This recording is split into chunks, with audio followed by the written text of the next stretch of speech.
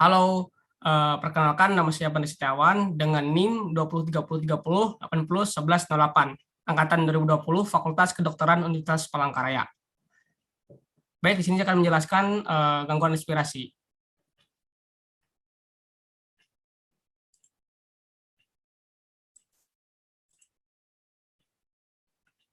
Yang akan dibahas yaitu yang pertama ada tujuan, yang kedua ada dasar teori, yang ketiga alat dan bahan, dan yang keempat prosedur kerja. Tujuan praktikum untuk mengidentifikasi telur cacing dan larva Paragonimus westermani. Paragonimus westermani ditemukan pada tahun 1878 oleh Kerbet di paru-paru harimau Bengal yang mati di kebun binatang di Hamburg dan Amsterdam. Parasit ini endemik di timur jauh, Jepang, Korea, Taiwan, Cina, dan Asia Tenggara, Sri Lanka, dan India.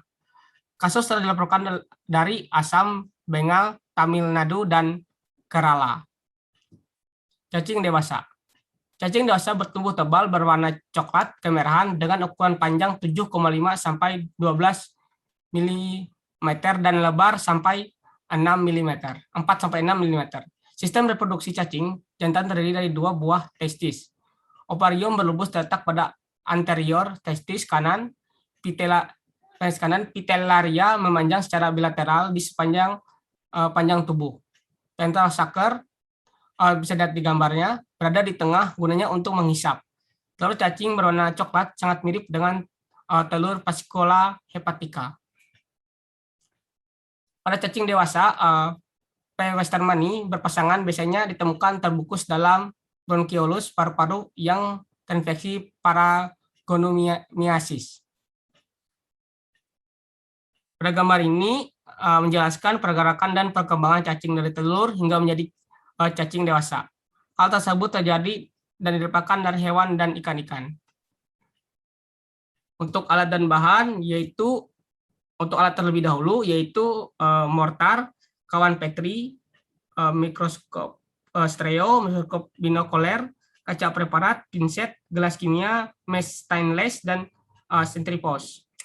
Untuk bahan sendiri yaitu sputum, feses, keong air tawar, kepiting air tawar, aquades, natrium hidroksida, formalin 10%. Untuk prosedur kerja yaitu pertama ada pemeriksaan serkaria, yang kedua pemeriksaan metasakaria, yang ketiga pemeriksaan telur cacing yang dibagi menjadi 2 yaitu pra-analitik dan analitik. Untuk pemeriksaan sekaria, pemeriksaan parasitologis biasanya dilakukan dengan menggunakan metode crossing untuk menemukan sekaria P. westermani pada keong air tawar. Tahapan metode ini yaitu dengan meletakkan keong pada cawan Petri, kemudian cangkang keong dibuka dan dihancurkan secara perlahan dengan mortal pengerus. Tubuh keong yang sudah hancur ditetesi dengan aquades lalu diperiksa dengan mikroskop dissecting. Sekaria yang ditemukan diidentifikasi morfologinya sebagai acuan untuk identifikasi awal sekaria dapat dibedakan berdasarkan ciri morfologi yang paling jelas. Dapat dibedakan yaitu dari bentuk ekornya. Untuk yang kedua yaitu pemeriksaan metasekaria. Langkah pertama secara manual mengeluarkan cangkang keras dari kepiting dan melepas insang, kemudian ditekan di antara 2 kaca preparat dan diperiksa menggunakan mikroskop. Langkah kedua yaitu ambil jaringan hepatopankreas lalu aduk rata di dalam karapas atau bagian keras crostacea dan dipindahkan adukan ke dalam gelas kimia.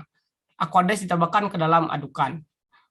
Biarkan sedimen mengedap selama 5 menit, kemudian tuangkan supernatan. Proses sedimentasi diulang sampai supernatan menjadi jernih dan sedimen diperiksa menggunakan mikroskop. Bisa dilihat pada gambar di sebelah. Untuk telur cacing sendiri, yaitu pemeriksaan dilakukan dengan menghitung jumlah telur cacing yang terdapat dalam feses yang dikeluarkan orang dalam sehari. Perusahaan ini untuk soil transmitted helminth atau STH. Jumlah telur yang didapat kemudian dicocokkan dengan skala pembagian berat ringannya penyakit kecacingan yang diderita. Tadi ada caranya, ada 2, yaitu ada pra-analitik. Yang pertama itu persiapkan sampel, yang kedua pengumpulan sampel, yang ketiga cara pengambilan sampel, yang keempat persiapan alat dan bahan, yang kelima perbuatan larutan NaCl. Yang keempat, prinsip pendidih apung. Untuk analitik sendiri, yaitu pertama masukkan tinja kurang lebih 1 gram ke dalam wadah atau gelas kimia, kemudian tambahkan larutan NaCl jenuh dan aduk sampai terbentuk suspensi homogen. Yang kedua, siapkan tabung reaksi ukuran sedang dan rak tabung reaksi. Yang ketiga, masukkan suspensi tersebut ke dalam tabung reaksi sampai penuh.